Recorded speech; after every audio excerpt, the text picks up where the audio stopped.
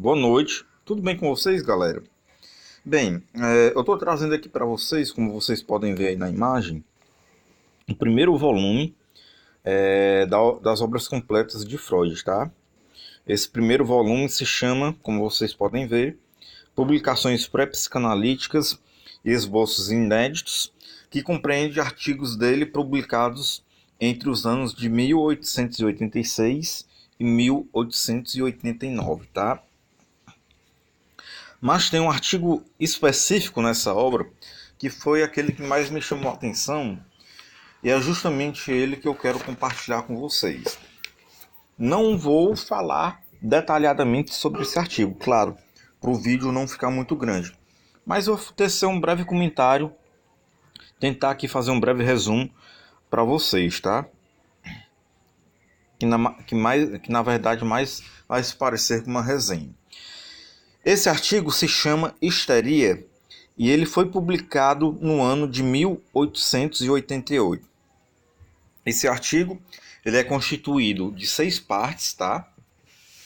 Que são eles. A primeira parte se chama Histórica, são apenas 2 parágrafos e nessa parte o Freud ele faz um breve histórico da histeria, tá? A segunda parte ele faz uma breve definição do que vem a ser a histeria, tanto é que o nome dessa segunda parte é definição. E aí a terceira parte dessas 6 é a maior parte desse artigo, tá? Por quê? Porque essa terceira parte, que se chama sintomatologia, ela é composta, melhor dizendo, ela é subdividida em outras 7 partes, tá? Subparte 1, ataques convulsivos. Subparte 2, zonas histerógenas. Subparte 3, distúrbios da sexualidade. Melhor dizendo, subparte 3, distúrbios da sensibilidade. Subparte 4, distúrbios da atividade sensorial. Subparte 5, paralisias. Subparte 6, contraturas. E última subparte 7, características gerais. A seguir vem a quarta parte do artigo, né, chamada Evolução da Histeria. A quinta parte do artigo se chama Tratamento da Neurose. E a sexta e última parte do artigo é a menor parte de todas, tá? Constituída por apenas um parágrafo e que se chama resumo, né? Onde o Freud faz um pequenino resumo do que ele disse em todo esse artigo, tá? É claro que nesse artigo, obviamente, Freud não vai tratar da histeria de maneira psicanalítica. Isso porque Freud ainda não tinha inaugurado aquela ciência ou aquela teoria e aquela prática que mais tarde viria a ser chamada por ele de psicanálise, tá? Então, por isso mesmo, muita coisa que tem nesse artigo tem um linguajar científico, tá? Até porque, como todos nós sabemos, Freud era formado em medicina, né? E sua especialidade eram as áreas ligadas, melhor dizendo, eram as áreas ligadas ao sistema nervoso, ao cérebro, né? Sua especialidade era as neurociências. Mas também tem muitas outras coisas aqui que ao longo de toda a sua obra, de toda a sua vida, Freud continua desenvolvendo, tá? E tem algumas passagens aqui que eu sublinhei no texto que eu gostaria de compartilhar com vocês, tá? A primeira delas é um trecho do último parágrafo da primeira parte, que é a parte histórica, que ele faz um pequeno histórico da histeria, tá? Que é onde ele diz assim, abre aspas, a histeria é uma neurose no mais estrito sentido da palavra. Fecha aspas. Por que eu estou trazendo esse trecho para vocês? Porque hoje em dia, eu já pude notar isso, muitos psicanalistas, tanto brasileiros quanto estrangeiros, eles colocam a histeria como se a histeria fosse uma estrutura clínica e psíquica distinta e a neurose como se fosse uma outra estrutura clínica e psíquica não exatamente diferente. Embora ambas tenham sintomatologias semelhantes, mas esses psicanalistas definem a histeria como uma estrutura e definem a neurose como outra estrutura. Já outros psicanalistas, e eu acredito que essa parte seja a maioria, continuam acreditando que a histeria faz parte da neurose, como Freud diz aqui. E ele é bastante claro, né? A histeria é uma neurose no mais estrito sentido da palavra, né? Hoje, a gente sabe hoje que a histeria, melhor dizendo, que a neurose se divide em três. Tem três sintomas: neurose histérica, neurose obsessiva e neurose fóbica. Mas bem, continuando, uma outra coisa que me chamou a atenção, ela está na segunda subparte da parte 3, tá? Que retrata a questão da sintomatologia da histeria. Nessa segunda subparte da terceira parte desse artigo, que é a subparte chamada zonas histerógenas, Freud fala o seguinte a respeito dessas zonas. Abre aspas. Isso está na página 79. A pressão nessas áreas desencadeia, com frequência, não uma convulsão, mas sim sensações aura. E o que a gente pode entender aqui, fecha aspas, e o que a gente pode entender por sensações aura? Nada mais, nada menos do que prazer. É a mesma coisa que dizer o seguinte: a pressão nessas áreas desencadeia, com frequência, não uma convulsão, mas sim prazer. E disso nós sabemos. Porque mais tarde, em sua teoria, já depois de instituir a psicanálise e assumir o inconsciente como, se não o principal, mas um dos principais fatores da sua teoria e da sua prática, Freud coloca o prazer como uma das principais, eu não diria consequências, mas como uma das principais características dessas zonas, né? Que atualmente a gente chama de zonas erógenas da histeria, né? E não mais de zonas histerógenas. Mas isso permaneceu durante praticamente toda a sua obra e toda a sua vida, ou seja, resumindo, em todo o seu pensamento psicanalítico, tá? Uma outra coisa que me chamou a atenção está na terceira subparte dessa terceira parte do artigo, tá? Terceira subparte, que se chama distúrbios da sensibilidade, tá? A primeira coisa que me chamou a atenção nessa subparte é quando ele diz o seguinte: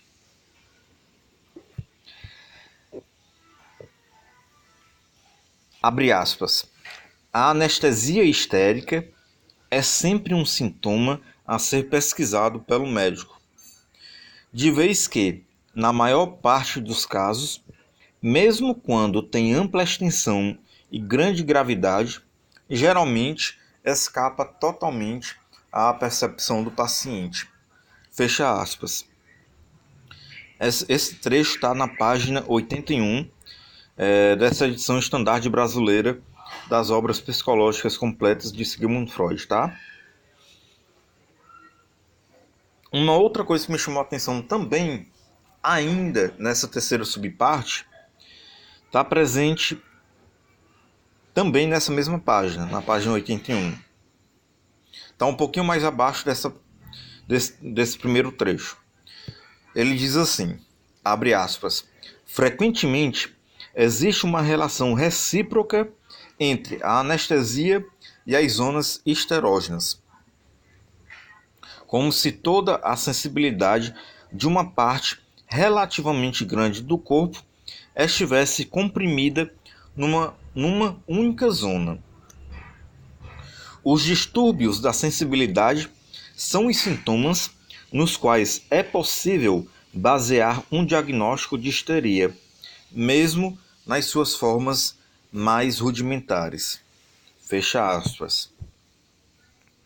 Hoje a gente sabe, né, que o sujeito histérico, seja homem, seja mulher, não importa,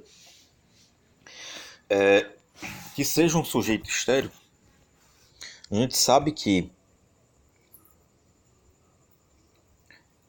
eles conseguem anular, anestesiar grande parte, melhor dizendo, eles têm uma sensibilidade muito grande na maior parte do corpo.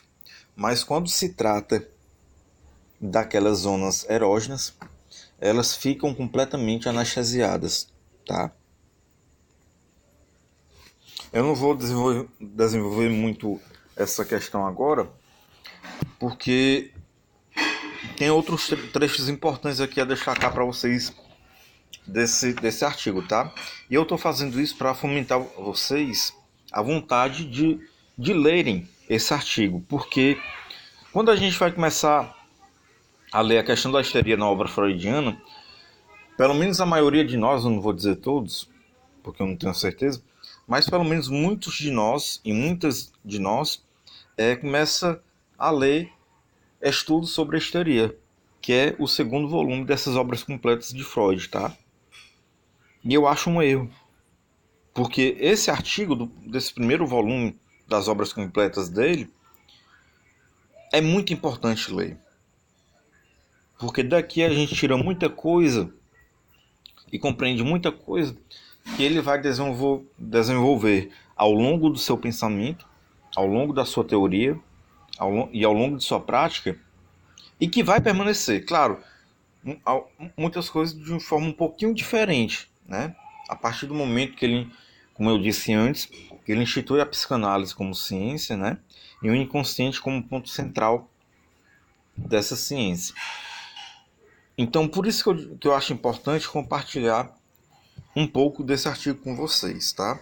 E eu recomendo para vocês, leiam esse artigo, porque é muito importante para a nossa compreensão da psicanálise, tá? Um outro trecho que eu acho interessante compartilhar com vocês, ele está presente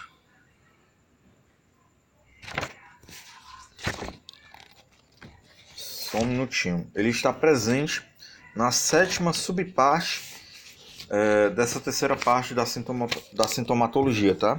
Desse artigo. Essa sétima subparte se chama características gerais. E o primeiro trecho que eu acho importante compartilhar com vocês, ele diz o seguinte, abre aspas, as manifestações histéricas têm preferencialmente, as manifestações histéricas têm preferentemente a característica de serem exageradas. Uma dor histérica é descrita pelos pacientes como extremamente dolorosa. Uma anestesia e uma paralisia podem com facilidade tornar-se absolutas. Uma contratura histérica causa a maior retração de que um músculo é capaz. Ao mesmo tempo, qualquer sintoma particular pode ocorrer, por assim dizer, isoladamente. A anestesia e a paralisia não se acompanham dos fenômenos gerais. Fecha aspas. Esse trecho está presente na página 84, tá? O segundo trecho que eu acho importante trazer aqui para vocês é quando ele diz o seguinte: abre aspas, é especialmente característico da histeria que seja um distúrbio, ao mesmo tempo, desenvolvido no mais alto grau e limitado da maneira mais nítida. Então, gente, esse trecho ele é bastante significativo. Quer ver? Prestemos atenção. Vamos repetir aqui esse trecho. É especialmente característico da histeria que seja um distúrbio, ao mesmo tempo, desenvolvido no mais alto grau e limitado da maneira mais nítida.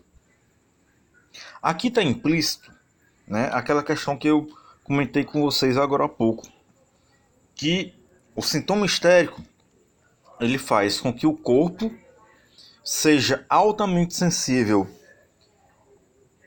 em muitas partes, tá? E nas zonas ditas erógenas, elas sejam completamente anestesiadas, tá? Basta ver o comportamento de um sujeito histérico, independente de ser homem ou mulher, tá? O próximo trecho que eu gostaria de compartilhar com vocês também está na página 84 e também faz parte dessa sétima subparte. É quando ele diz o seguinte: abre aspas, entre os meios capazes de remover os sintomas histéricos, cabe mencionar com especial ênfase a influência da excitação e da sugestão hipnótica. Esta última, porque atinge diretamente o mecanismo dos distúrbios histéricos, e não se pode suspeitar que produza nenhum outro efeito além dos efeitos psíquicos. Fecha aspas. Essa sétima subparte é um pouquinho grande, né? E são vários trechos importantes nela que vale a pena compartilhar com vocês, tá? O próximo trecho diz o seguinte: abre aspas. Uma outra característica muito importante dos distúrbios histéricos é que estes, de modo algum, representam uma cópia das condições anatômicas do sistema nervoso. Pode-se dizer que a histeria é tão ignorante da ciência, da estrutura do sistema nervoso, como nós o somos antes de tê-la aprendido. Os sintomas de afecções orgânicas, como se sabe, refletem a anatomia do órgão central e são as fontes mais fidedignas de nosso conhecimento a respeito dele. Por essa razão, temos de descartar a ideia de que na origem da histeria esteja situada alguma possível doença orgânica.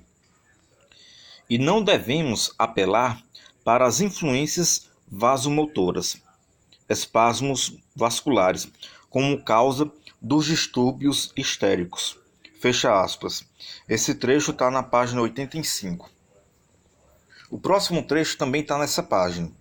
E Freud diz o seguinte, abre aspas, juntamente com os sintomas físicos da histeria, pode-se observar toda uma série de distúrbios psíquicos nos quais, futuramente, serão, sem dúvida, encontradas as modificações características da histeria, mas cuja análise, até o momento, mal começou. Esses distúrbios psíquicos são alterações no curso e na associação de ideias, inibições na atividade da vontade, exagero e repressão dos sentimentos, etc. Fecha aspas. Vocês prestaram atenção nesse final? Vejam só o que ele diz na última frase. Esses distúrbios psíquicos são alterações no curso e na associação de ideias. Inibições na atividade da vontade e inibições na atividade da vontade, exagero e repressão dos sentimentos. Quando ele fala em associação de ideias, automaticamente somos remetidos à associação livre de ideias, né? E não poderia ser diferente. E pela primeira vez aqui nesse artigo, Freud fala em recalque, né? Recalque dos sentimentos, ou repressão dos sentimentos, tanto faz. Mas a primeira vez que no artigo dele, ou melhor dizendo, é a primeira obra que ele fala surpreendentemente em repressão, recalque. E a gente sabe que esse conceito, que é um conceito que faz parte da parte metapsicológica de sua teoria, ele vai usar esse termo durante praticamente toda a sua obra, né? O próximo trecho também está nessa página 85 e diz exatamente o seguinte: aquilo que popularmente se descreve como temperamento histérico, instabilidade da vontade, alterações do humor, aumento da excitabilidade com diminuição de todos os sentimentos altruísticos, pode estar presente na histeria, mas não é absolutamente necessário para seu diagnóstico. Esses são apenas alguns trechos que eu gostaria de trazer para vocês, né? Não vou continuar aqui nesse vídeo, porque senão ele vai ficar ainda maior do que já está sendo, tá? Eu espero que vocês tenham gostado deste vídeo. Leiam, vocês que são psicólogos e psicólogas que trabalham com abordagem psicanalítica, e até vocês que são formados em psicanálise, e vocês estudantes e simpatizantes tanto da teoria quanto da prática psicanalítica, especialmente a de Freud, leiam esse artigo Histeria, tá? Que está presente nessa obra, porque é importante e é essencial para vocês compreenderem o início do pensamento freudiano. Eu fico por aqui, tá? Desejando a todos vocês e a todas vocês uma boa noite e até a próxima. Tchau, tchau.